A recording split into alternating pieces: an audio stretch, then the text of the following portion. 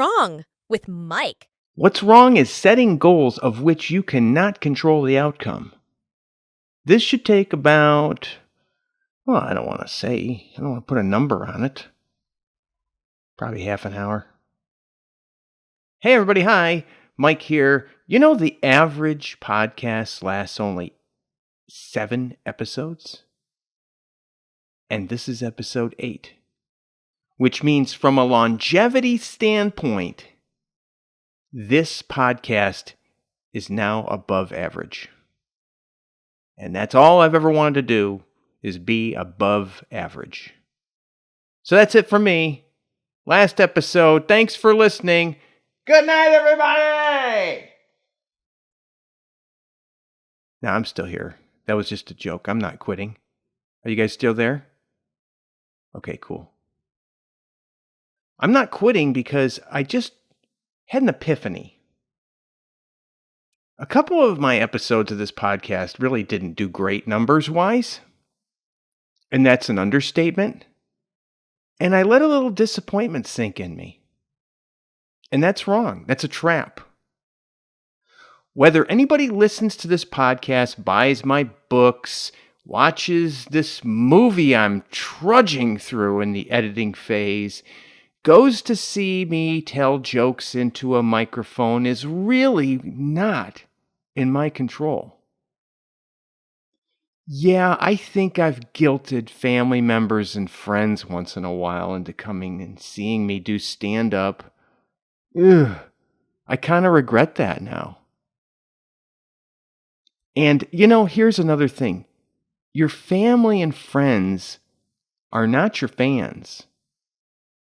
They're there because they're supporting you, but you really didn't earn their support with what you created.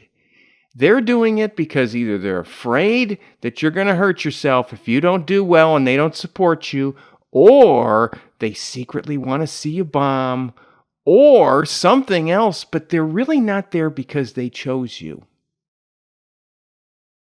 And so that's why I really work hard to not get caught up in what my family and friends think of my silly makings. I used to let it eat me up. You know how many copies of my novel I've given family members not to hear back that they ever read it? I found a copy of my first novel on eBay, Gary. That's why I sign all the copies I gave to people in physical form. And I see this thing on eBay, it says, signed to Gary. It doesn't have a single crease in it. and that kind of hurt, but Gary wanted to support me. Gary gave me $10. That should have been enough of a victory. And regarding this podcast, what if my goal was to just get to 8 episodes? Well, if I didn't have material, I'd probably stretch it into 8 episodes. If I had too much material, I'd probably psychologically trim it down to get to 8 episodes. But that's not how I should think. Well, actually, it is how I should think in terms of spawning off stuff. But once it goes, it should just go. And if it lands on fertile ground, that's great. But if it doesn't, oh well, just start making the next thing. That's what I'm trying to do. That's what I'm trying to do here. I'm in my 50s now, and I'm too busy and don't have enough time left in the cognitive sense. In the cognitive sense, if I'm lucky, I've got 10 more years before I start to decline. I don't have time left to get eaten up about the fact that I didn't get put on a flyer. Oh my Lord. I used to be like, how did that guy get on the flyer? I've been doing this. I've been busting my ass. How's that guy on a flyer? As if I don't know about bromances. Do you know how many people get on a flyer because of bromances? And I'm not just talking about comedy. I bet you that's true with music too. Are you in control of whether you're entangled into a bromantic session with somebody who actually has a chance to put you on stage or get your book on a shelf or something like that? Not really. And those are just minor victories. If people start to smell the success on you, though, all those friends who didn't come to your stuff are going to come back or be there. So I'm kind of thinking, like, one of the things that really stuck with me was this episode of Star Trek. And by the way, I'm not a Star Trek guy, so if I say a few things that are a little bit wrong, please forgive me. But there was this one side through story where Data was playing this sort of champion of this game called Stratagema. What is Stratagema? Stratagema was you connected, all your fingertips were connected to wires, and then it went to a monitor that was like a 3D hologram, and somehow with all the finger twitching and the eye movements, you would somehow move pieces, and you really weren't even supposed to really understand it. But Lieutenant Data, Commander Data, what is he? Data. Is he a lieutenant or a commander? Did it switch? See, I told you I don't know much. Let's just call him Lieutenant Commander Data. And by the way, data is plural. One piece of data is datum. Data represents multiples.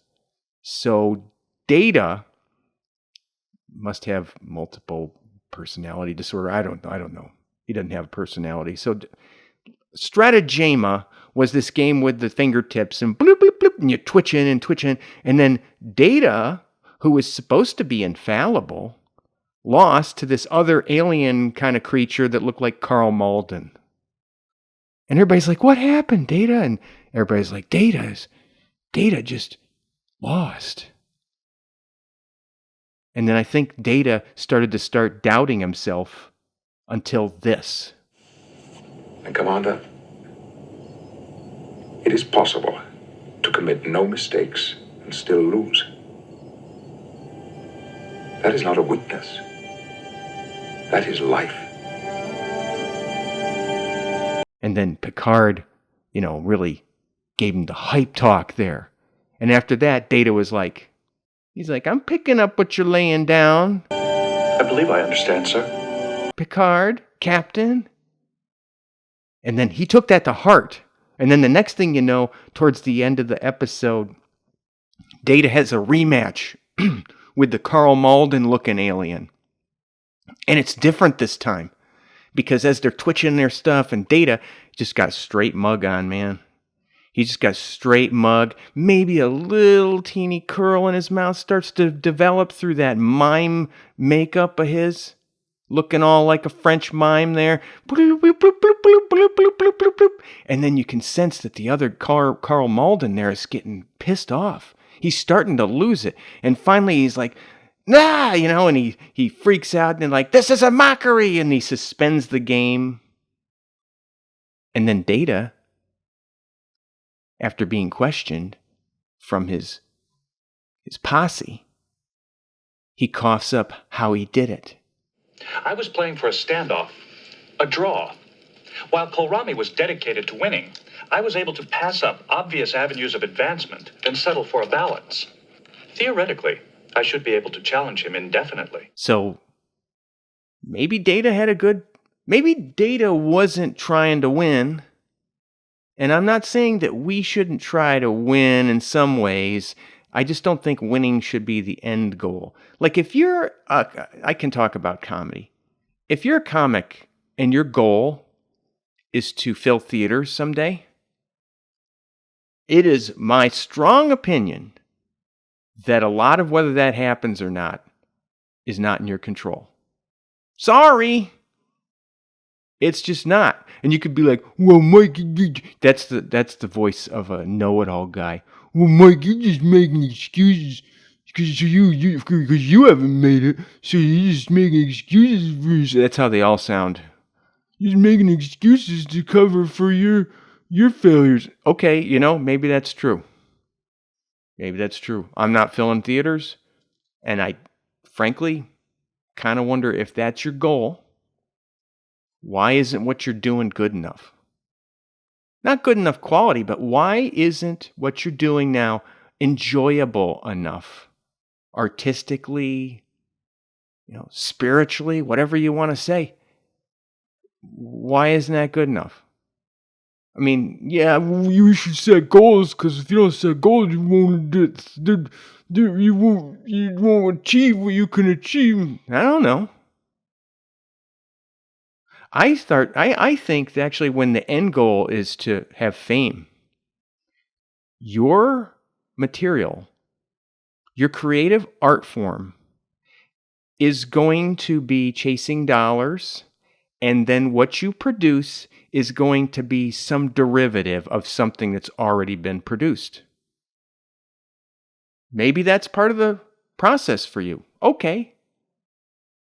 Doesn't seem like it's anything I'm interested in personally, but I'd rather eat a big one, but do the best I did and the kind of stuff I want to do, and have on this podcast like 4 listeners than if I had a bunch and it's just me and some bro, like, what do you think about that? Well, I think about this, that. Then they laugh at each other's shit. I don't want to do that. It's I'm going to just shut up right there. And I don't mean to rip on podcasting, but this is easy.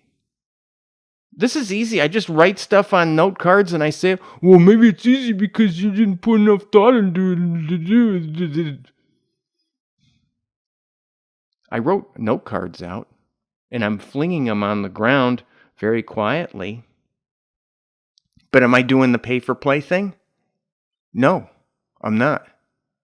I'm not paying for a podcasting service to spawn it out to all the different platforms. I can't put this on Apple Podcasts because it won't take my Apple ID. I have to create another Apple ID to podcast with that particular Apple ID, and I don't want to do that. I don't want to come up with clickbaity titles like, this is the end. This is the end. I can't take any more of this, or something like that. I don't want to be that guy who is pitching some sort of micronutrient and you don't hear about it till the end, and then that just puts you on to something else. Yes, I want to totally waste time with you here, and we'll waste time together, but I'd like it to be something that stretches our souls a little bit and maybe makes you get a little giggle, a little chuckle. That's my whole goal. I find this pretty enjoyable. If I get 2 views on this, I don't care. Well, I probably will. I'm not perfect at it, but I shouldn't care. I shouldn't care. When you get success outside your circle, it feels pretty damn good, even if it's very minor. Like I wrote a quippy little silly book called Escapism for Professionals. It's about sneaking out of meetings and how meetings are a waste of time. I sold a handful of those in the UK, and I know it wasn't somebody I knew. It must be that just the tone of it, and they might have previewed a few pages, and it resonated with them. And that felt really good. It's not like I guilted my mom into reading my book. I'd rather achieve that than have somebody in my family feel indentured to listen to this stuff or to read something or go to one of my shows. And that's kind of tough because I know I was guilty of sort of pushing those things on people. So anyhow, where are we at with this? This is what happens in the creative world. In the creative world, it's fun. It's fun to get up there most of the time and tell jokes. I'm sure it's fun to get up there and play music. I'm sure it is great to paint or to write. And you don't have that problem with something that's not fun. You don't see plumbers with, trying to assassinate each other's character because they'd be like, oh, there'd be a guy right outside the gig you got for the day and you're inhaling sewer gases and someone's like, hey, I'll undercut that guy. I want to get under, I don't think it's, you need plumbers, but it's just not the same thing. There's no plumbers that are like, I'm making it big. But what plumbers are doing is they're making it every day in what they do. And they must enjoy it on some level. And so that's not the case with having a podcast or something. And, I tried to start out with this every other week. And I think that's bi-weekly. I'm not sure. I never could get, since even when I was like, had subscriptions to comic books, and for school I was selling magazines. I never understood the difference between bi-weekly and semi-weekly, and I still don't. I believe bi-weekly means every other week. But here I'm a chemist. And bi means something different as a chemist, I think, than how often something occurs. Bicarbonate, HCO3 minus. It can either lose a proton, H plus, it can lose an H plus and become CO3 2 minus, or it can gain an H plus and become carbonic acid, H2CO3. That means it could go either way. That's what bi means to me. So how can my podcast, I guess it does make sense. If I produce something either week, it could go to 1 week or another.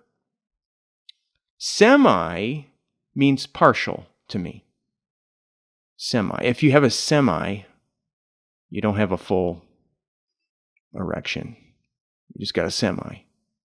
And even that doesn't make sense, because if you're driving on the highway, a semi is the biggest vehicle you'll see. So that seems like the full thing, and all the cars are semi. So I don't get it. I think the podcast is bi-weekly. So when I was younger, in my 20s, a bi person gave me a semi. We were dancing. It was me and my wife and then this other couple. I thought they were fully lesbian, so it was kind of cool, right? We were dancing. It was like this industrial club over in downtown, and it was a printing shop that got converted to a club. And there were mannequin arms hanging out of the wall, and the DJ booth was a boat. And he would climb in the boat and spin the tunes. There was purplish lighting all over the place. I swear I'm not making this up. And then so we're dancing to Prince, the whole P Control song. And it was like we were getting it on. I got some liquor in me. I'm starting to monkey dance a little bit. And then the other couple dancing with me and my wife, and we knew them pretty good. And then she started putting her hands like inside my clothes. And I got to admit, I was kind of feeling good. And apparently she was bi, and I had a semi. So yeah, this podcast is bi-weekly, almost positive. And I'm not going to stop. Not because a couple of my episodes didn't do good on counts and views and, listenership, but because you should all suffer longer.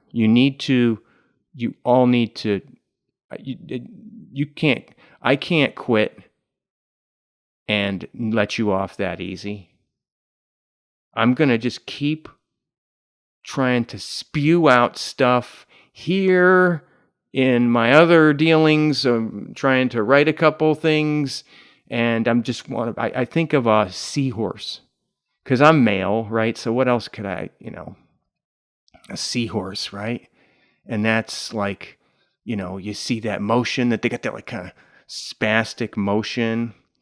And it's kind of like, the male thing when making the babies, like the sperm. It kind of looks like that, but they're little baby seahorses. And, that's kind of similar. because there's a lot of the babies. Now, if you think about it, if you ever doubt yourself after what I just got done saying about how you should limit your goals or not be suckered into having goals, we won. Everybody listening here won a huge race. Do you know how many sperm there were? Right? And hundreds of millions. And we were number one. We all won that huge race. And you think Terrence Howard is brilliant because he remembers like his hand in front of his face, which is complete bullshit, by the way. He remembers his hand in front of his face when he was in the womb, you know. Oh yeah, I can do you one better, Terrence. I remember. My dad gave me a huge head start, right? I got to the egg first. And then, you know, I'm wiggling around. Some guy behind me sticks his head right in my flagellum. And I got a head start, but then I tucked behind the other sperm because I was trying to draft off them. I was going to let the other sperm up ahead of me waste their energy. And just like Data playing Stratagema, I was like, okay, it's a ways to go. We got centimeters of this thing. I'll just let you wear yourself out. And that's like all the, you know, people I've seen that quit, but they don't just quit and go away. They're like, and they shit on everybody, and then they quit talking about how unfair it is. Oh, it's unfair. We didn't know that. How unfair things are. So I'm like, okay, sperm up ahead of me. I'm going to tuck in right around 4th, 5th place. And then as they start to peel off, it would be just like a big old lead out, like bicycle racing, you know. And I got there first, and then some guy sticks his head in my flagellum. It didn't matter. I still got in. All right? I let myself in. The other half of myself let myself in. And I remember that very day to this point. That was my first memory ever. So yeah, I'm going to keep spawning off baby seahorses and keeping in mind that I am not in any real way responsible whether they die or not. I've emptied my little pouch, and it's this particular episode 8 is just another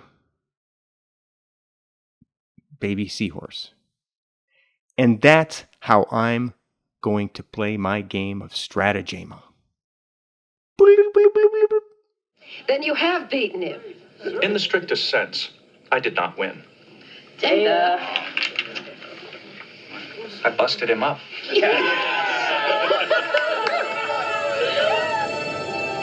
Thanks for listening. Have a question for Mike? Email him at mikecanistero@icloud.com. Bye-bye.